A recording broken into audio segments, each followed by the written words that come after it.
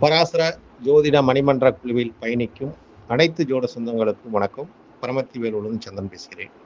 இன்று ஒரு ஆணின் ஜாதகம் பதிவிடப்பட்டுள்ளது. பராசர ஜோதிட மணிமன்றத்துக்கு ஆய்வுக்காக வந்துள்ளது. நமது பெருமதிப்புக்குரிய கும்பம் கோவிந்தராஜ் அவர்கள் அனுப்பி வைத்த ஒரு ஜாதகம். அவரோட கேள்வி என்னன்னு பார்த்தீங்கன்னா, இந்த ஜாதகருக்கு திருமணம் ஆயிடுச்சு. திருமணம் பண்ணின அந்த நாளை முதலுறவு நடக்கக்கூடிய அந்த நாளில் மணப்பெண் ஓடிவிட்டார். அதாவது அன்றைக்கு முதலிரவே நடக்கல அப்படிங்கிற ஒரு ஆய்வை அவர் இந்த ஜாதகத்துக்கு ஏன் இப்படி நடந்துச்சு அப்படின்னு ஒரு கேள்விக்காக வந்துருச்சு இந்த ஜாதகம். இந்த ஜாதகத்துக்கு எதுனால இந்த பிரச்சனை அப்படிங்கிற ஒரு கேள்விக்கு வந்த ஒரு ஜாதகம் பராசர மணிமண்டலத்தில் முதலிரவு அன்றைக்கு மனைவி ஓடி போனார் அப்படிங்கிறத ஒரு பேப்பர்காரங்களாம் பார்த்தீங்கன்னா ஒரு ஹெட்லைனில் போட்டு அதை மட்டும் பெருசாக கோடிட்டு காட்டுவாங்க. அப்போ வந்து உள்ளே போய் படிக்க முடியும் அப்படிங்கிற மாதிரி இந்த ஜாதகம் நமக்கு ஒரு ஆய்வுக்கு வந்துருக்குது. 24/9/1990 பிறந்த ஜாதகம். திங்கட்கிழமை இரவு மணி 2:30 விசாக நட்சத்திரம் 4ஆம் பாதம், விருச்சிக ராசி, கடக லக்னம். தற்போது வயசு 35 வயசு இந்த ஜாதகத்துக்கு. குரு மகா திசையில் வந்து 1 வருஷம் அந்த ஜாதகத்துக்கு இருப்பு, 9 மாதம் 1 நாள். அடுத்து வரக்கூடிய சனி மகா திசை 19 வருஷ காலம். இப்போ புதன் மகா திசையில் குரு புத்தி நடக்குது இந்த ஜாதகத்துக்கு 2025 அக்டோபர் வரைக்கும்.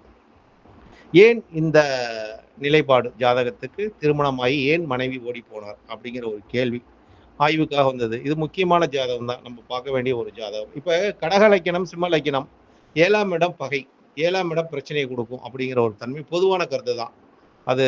ஏன்னா கடக லக்கணத்துக்கு சந்திரன் அதிபதி, 7ஆம் இடம் சனி அதிபதி, கலசரமே ஒரு பாதிப்பை கொடுக்கும், கலசரத்தினால ஒரு பிரச்சனை வரும் அப்படிங்கிற ஒரு பொதுவான நிகழ்வு எல்லா ஜாதகத்துக்கும் வரும்னு வச்சுங்களேன்.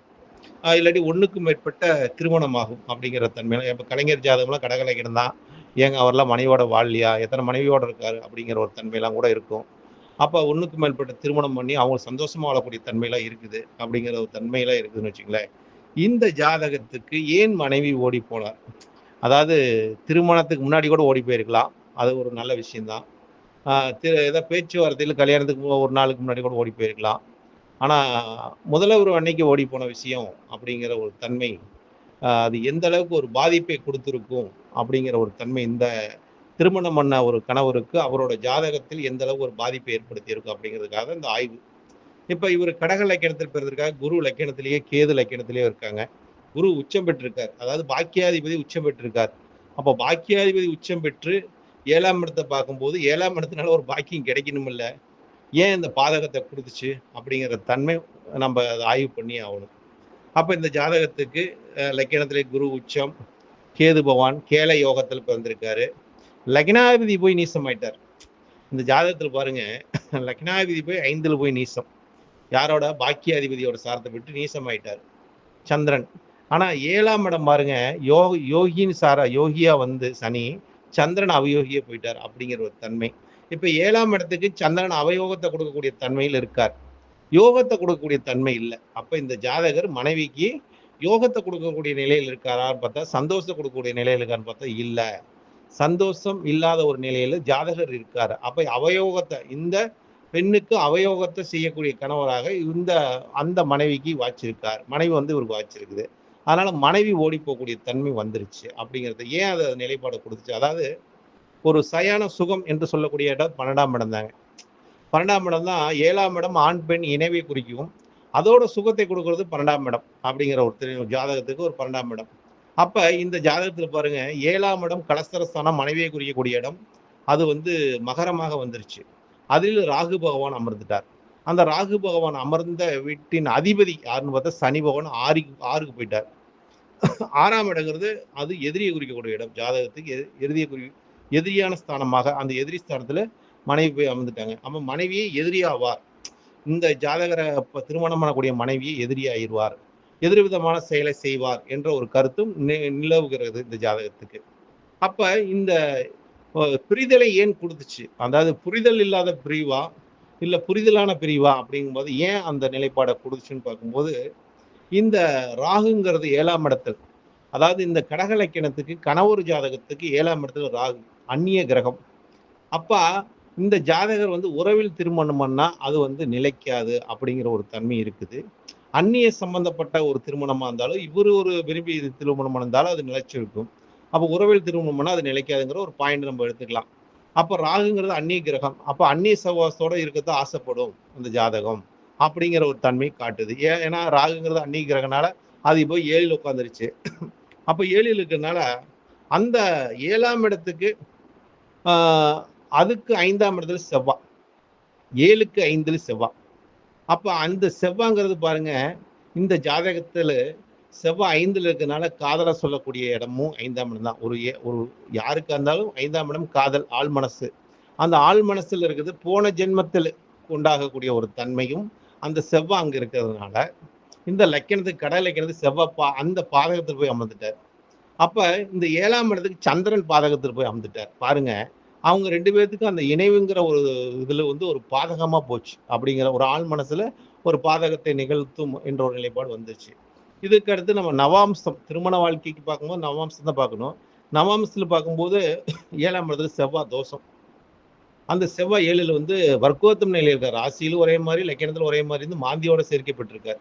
அப்ப ஏதோ ஒரு தோஷத்தை கொடுக்கணும் அப்படிங்கிற தன்மை இங்க காட்டுகிறது ஜாதகத்துல. அப்ப இந்த தனித்து விடப்பட்ட இந்த ஜாதகருக்கு ஏன் அந்த நிலைப்பாட கொடுத்துச்சு? இப்ப 7ஆம் அதிபதியா வரக்கூடியவர் 6க்கு போகும்போது ஒரு பிரச்சனையை கொடுக்கும் என்ற ஒரு நிலைவு. இங்க 7ஆம் அதிபதி 6க்கு போயிட்டார். அப்ப இந்த ஜாதகத்துக்கு பிரச்சனையை கொடுக்கும்.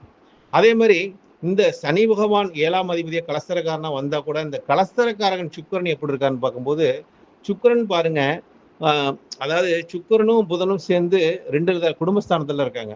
அப்ப இந்த சுக்கிரனே கடகத்துக்கு பாதகமா வரக்கூடிய ஒரு தன்மை இருக்குது. அதனால சாதகமான தன்மை கலஸ்தர காரகனும் இல்ல, கலஸ்தர ஸ்தானாதிபதியும் இல்ல இந்த ஜாதகத்துக்கு. அப்படிங்கிற ஒரு தன்மையை தான் நம்ம பார்த்தாகணும். இது எல்லாத்துக்கும் இந்த விதி பொருந்துமான்னு பார்த்தா நிச்சயமா பொருந்தாது. ஏன்னா ஒரு காலகட்டம்னு இருக்குது பாருங்க.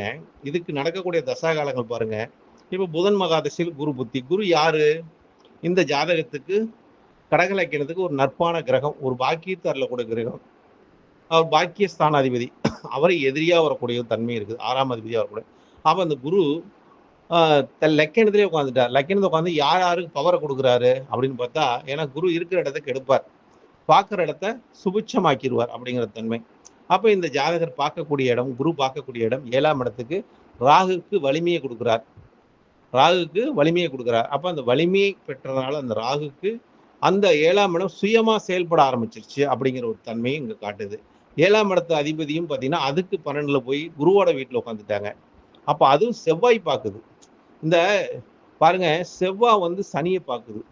இந்த செவ்வாய் சனியை பார்க்கும்போது அந்த சனிக்கும் செவ்வாய்க்கும், ஏன்னா சனி போய் செவ்வாயை பார்க்கல. அப்ப இந்த செவ்வாய் பகவான் சனியை பார்க்கறதுனால இந்த ஜாதகத்துக்கு அந்த கலஸ்தரங்கிற ஒரு தன்மையை, அந்த புரிதலை உண்டாக்கக்கூடிய தன்மை, அந்த பவரை இந்த செவ்வாய் சனியை பார்க்கறதுனால அந்த பிரச்சனையை கொடுத்துருச்சு அப்படிங்கிற ஒரு தன்மையும் ஜாதகத்துல காட்டுது. அப்ப அதுக்கு அடுத்தது பார்த்தீங்கன்னா, கலஸ்தரக்காரனும் சிறப்பில்லாத நிலையில் இருக்கார். கலஸ்தர பாவமும் சிறப்பில்லாத நிலையில் இருக்குது. அப்புறம் 7ஆம் இடங்கிற சொல்லக்கூடிய மனைவி ஸ்தானத்துக்கு அதோட ஆசையை சொல்லக்கூடிய இடத்துலக்கு பாதகமான ஒரு தன்மையில போய் லக்னாதிபதி விழுந்திருக்காரு. அதாவது 7ஆம் இடத்துக்கு பாதகத்துல லக்னாதிபதி, அப்ப லக்னாதிபதிக்கு ஒரு பாதகத்தை நிகழ்த்தும் இந்த ஜாதகம் அப்படிங்கிற ஒரு தன்மையை கோடிட்டு காட்டக்கூடிய ஒரு தன்மையாக இந்த ஜாதகம் இருக்குது.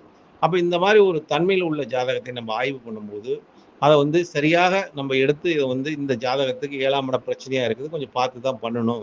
7ஆம் இடத்தை 6ல இருக்காங்க, உங்களுக்கு மனைவினாலே பிரச்சனை வரும், இதுலயும் கவனமா இருந்துக்குங்க.